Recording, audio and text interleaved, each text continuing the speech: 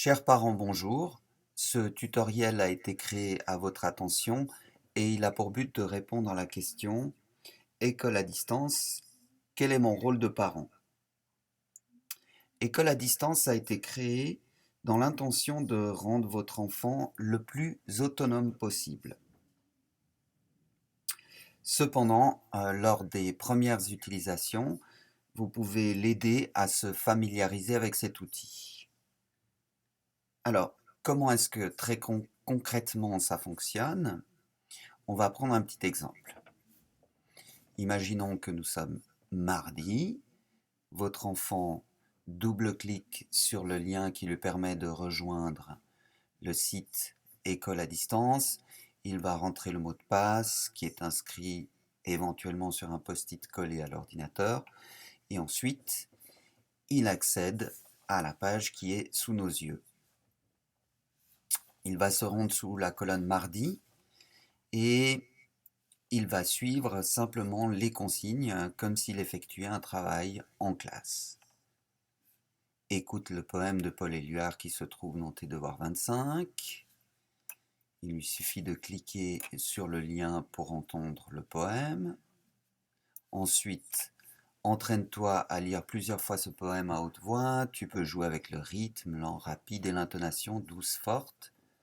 Écoute ensuite cette version en musique. Il suit les consignes et il réalise l'activité.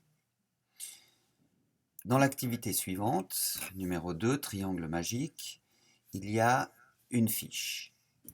L'élève peut soit imprimer cette fiche, il peut soit compléter le document PDF s'il est capable de le faire à domicile, ou il peut aussi éventuellement reporter le triangle magique sur une feuille de papier et travailler avec des outils très simples comme un crayon gomme directement sur la feuille de papier. Lorsqu'il a terminé son exercice, il va s'auto-corriger. Il va ensuite accéder au correctif qui se trouve ici.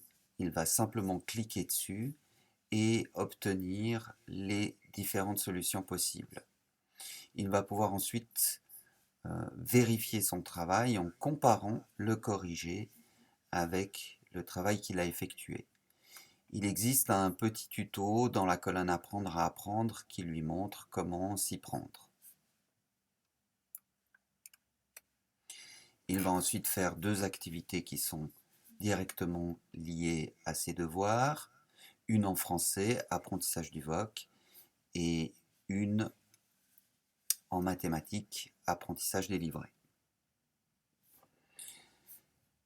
Il va procéder de la même manière pour tous les jours de la semaine et chaque fois qu'il aura terminé une activité qui s'effectue sur une fiche comme triangle magique, il ne devra pas, vous n'aurez pas besoin, les parents, de me transmettre ce document.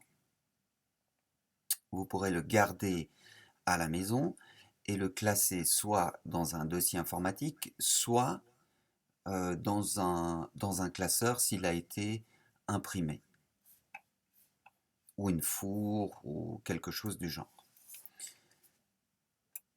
Et ainsi, pour les autres jours de la semaine, aucun document ne doit m'être rendu.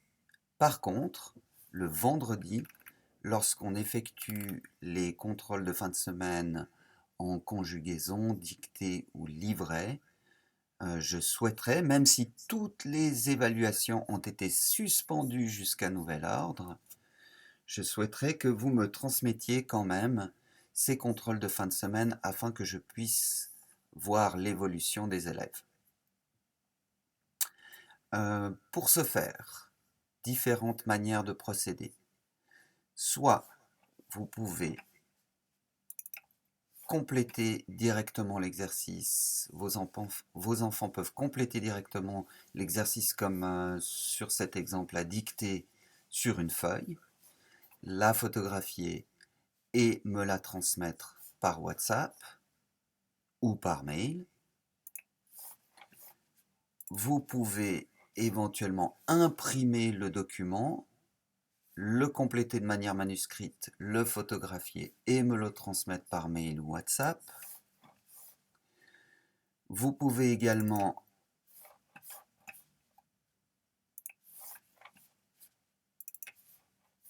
le faire directement sur le document PDF si vos enfants en sont capables, l'enregistrer et me transmettre la copie par mail ou WhatsApp. Et ce seront en fait les seuls documents qui devront être retournés à l'enseignant, c'est-à-dire les contrôles de fin de semaine en livret, conjugaison et dictée. Merci d'avoir suivi ce tuto, je vous souhaite une très bonne fin de journée.